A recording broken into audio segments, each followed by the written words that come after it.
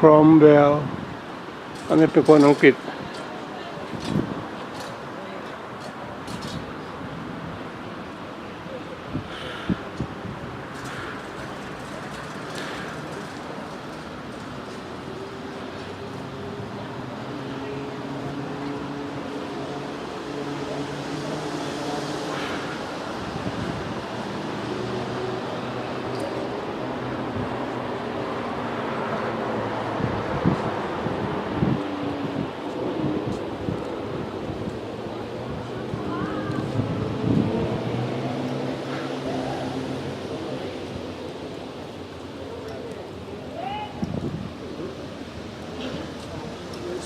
คนนี้เป็นโรเจอร์วิลเลียมส์1959 เบลเซ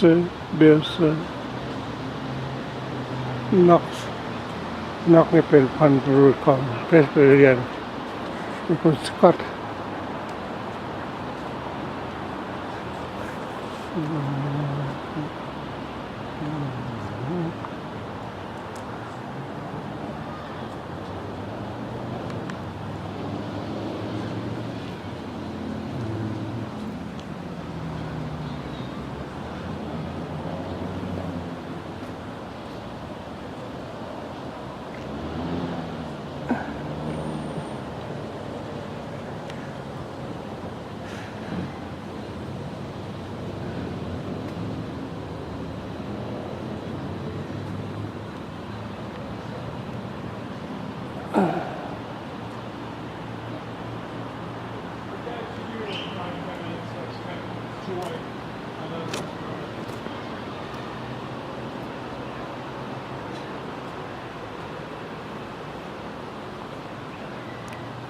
เควินและฟาเรล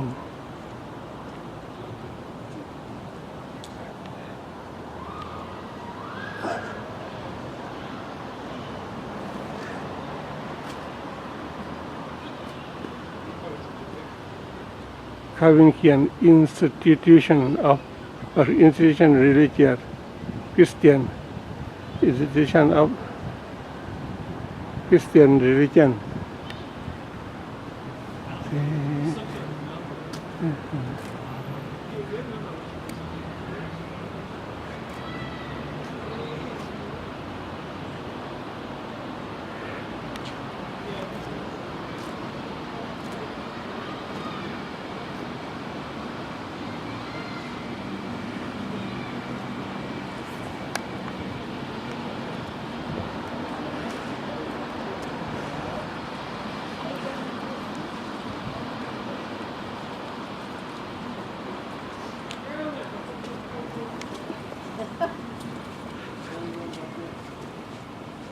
โลกินี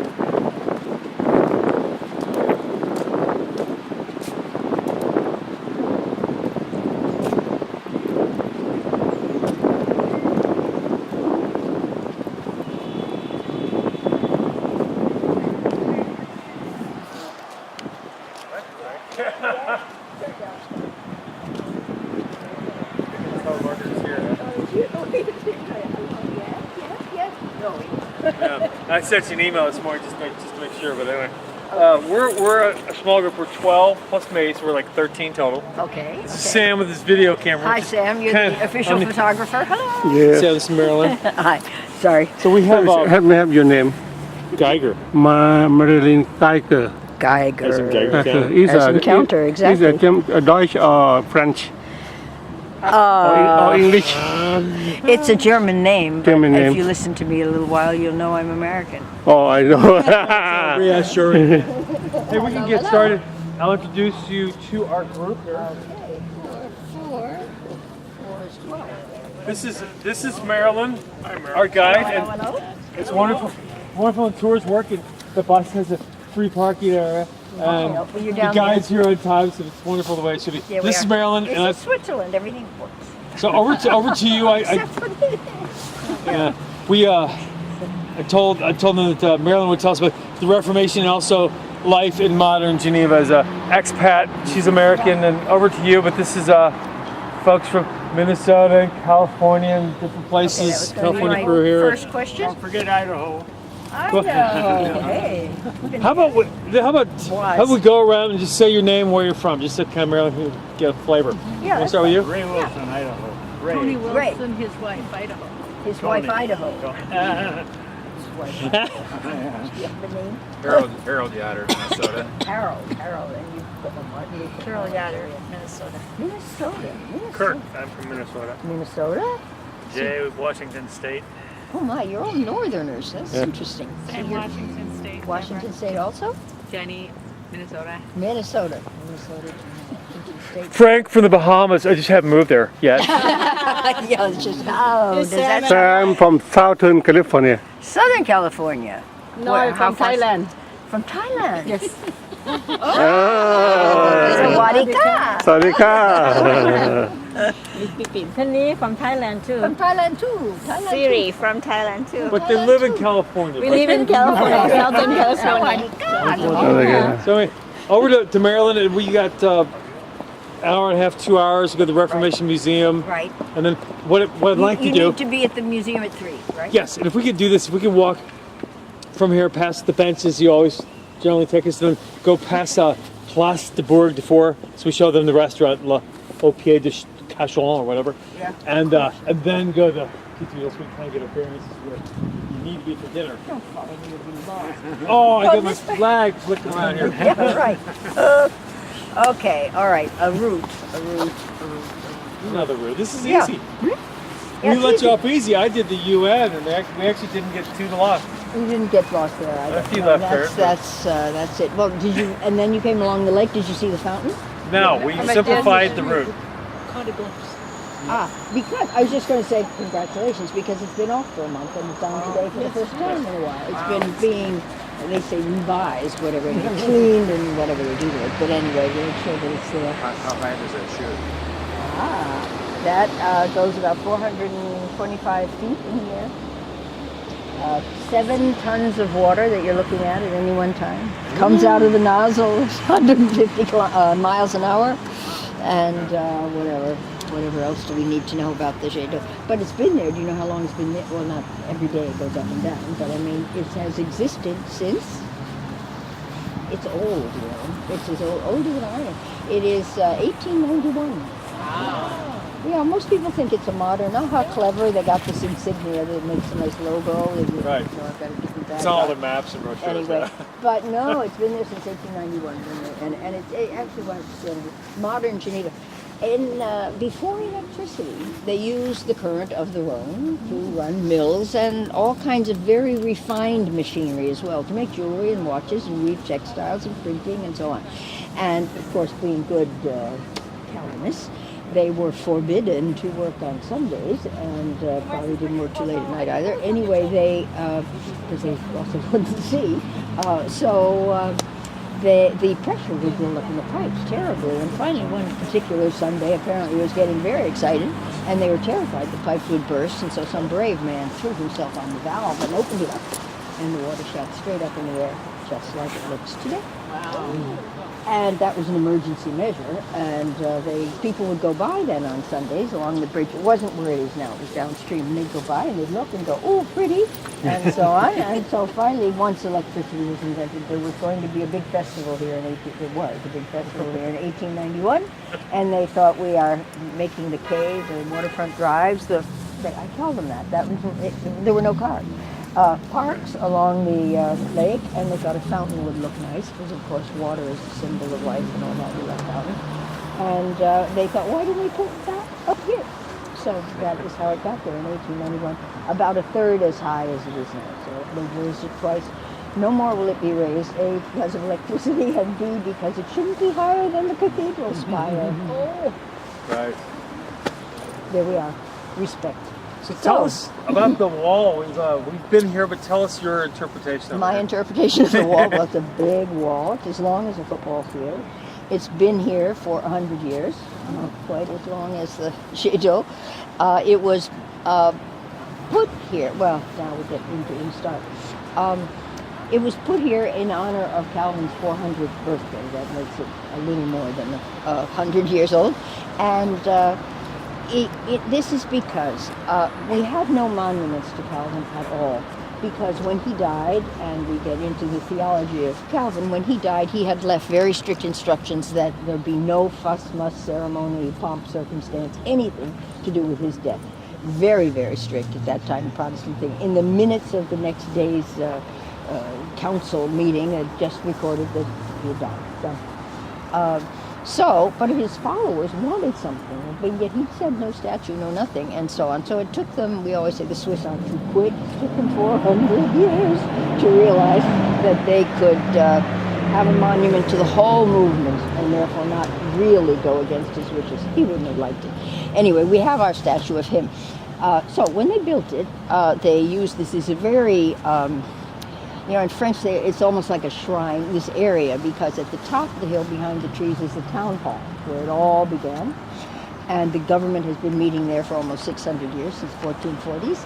And then behind us, this was then the city walls. This was sort of marshy defense. And it got drained, of course. And the building over there, which is 18th century, but it was the first building that was called the University. The University Academy, founded by Calvin in 1536. A building built for it in 1559, which you would love to go by, but was a waste of walking because it was the capital. And then the picture. Anyway, it's a Gothic sort of a structure in all the books. And it is where he started a faculty of theology and of philosophy. Anyway, when the walls began coming down, they built this building over here. So here we are, and the left-hand wing is the institution related to the Reformation. So the first building outside the walls of academia, shall we say. So here we are between it. So it's a very special site. So they built the wall, and on it they put, and it was quite disputed, but anyway, what you have is the 4 religious figures in the center who made it happen here. I know what it looks like.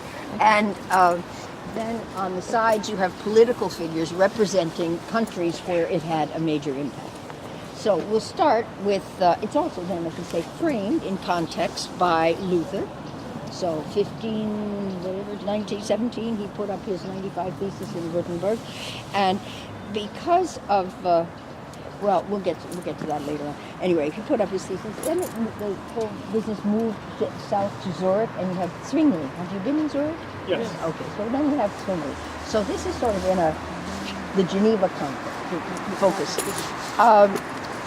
So we have our 4 religious figures. The first one is someone named Guillaume Farel, and the first 3 are French.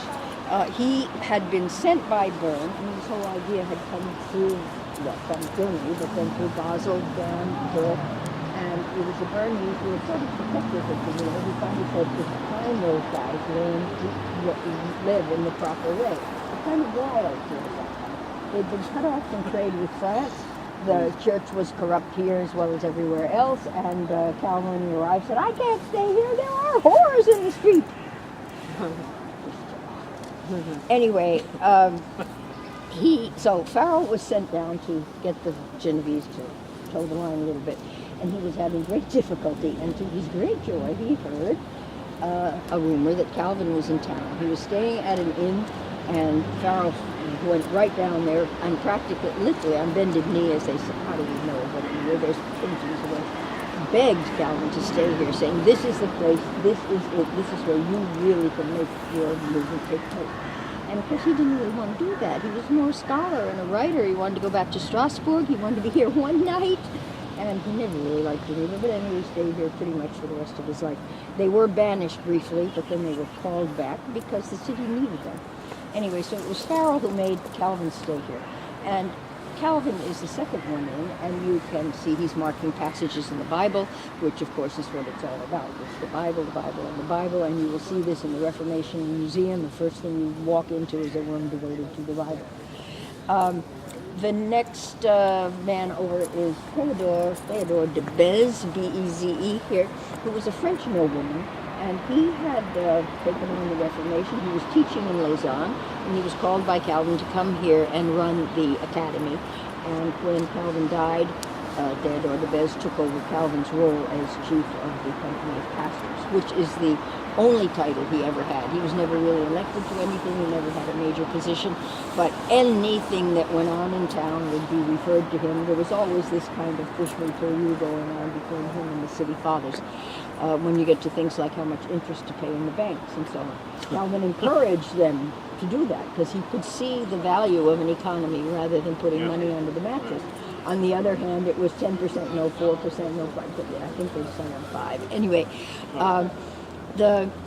so de Beze, though, was a French nobleman, which meant he had some pull at court in France and so on. So he helped the Huguenots in France a great deal to make their exodus for several times more easier. And was an academic person and the head of, I did say that, the head of the academy. The next one is last one there is John Knox, who you probably all know about. And he wasn't here very long. And while he was here, though, he did work on a translation of the Bible. And we try to be careful about that because there's a society here that does nothing but study Bibles, different translations and so on, in different languages. And people glibly, like a guide, would say, he translated the Bible. Well, it's a big book, and he was only here 2 or 3 years. And secondly, what seems to be the case is that it was pretty much done by people like Coverdale and so on, but he did a lot of annotations. Anyway, this becomes important as we get on with it. Anyway, he then went back, he worshipped at the feet of Calvin. He'd been banished from Scotland, banished from England, run out of France, and washed up here somehow, and worshipped at the feet of Calvin for, he was on a galley ship. But he was kidnapped by the French from Scotland. Yeah. And worshipped at the feet of Calvin, went back and started the Presbyterian Church. So much for that. Just to say, they knew each other, they knew of each other, they in some cases came along later, but there is a contact here, whereas Calvin never met Luther, for example, but they corresponded in the course. So, at the far end, your left is the Duke of Brandenburg. This is way up the north of Germany. They were welcoming Huguenots up there in this area, around Potsdam and so on. And there's a frieze and a citation in the language of the individual between each one. Not always each event had that person in it. It's a bit of a collage. But he's welcoming Huguenots into his duchy, and he's running out of money, and his servants are saying, "Sire, sire, what will we do?" And he said, "Melt the silver." Their faith is so strong. The next one is William of Orange, William the Silent, who, this is the time when the United Provinces, as they were called, broke away from Spain and very strongly adopted the Reformation. And he's one of the 2 citations of the people I like best here. He's one because as they signed their Declaration of Independence, he said his statement is that the ruler, the prince, should serve the people rather than the people serving the prince. Which I think is very wise words that some of our leaders should think about. the next one over is Gaspard de Coligny, and he was head of the French Huguenot Party, who had the honor of being assassinated by Catherine de Medici, which set off a whole lot more massacres around France, which sent lots of Huguenots flowing again through Geneva, and you will see how they left the mark on the architecture by coming in. And he is next to, let me get the right one, the signing of the Edict of Nantes is in the frieze next to him in front.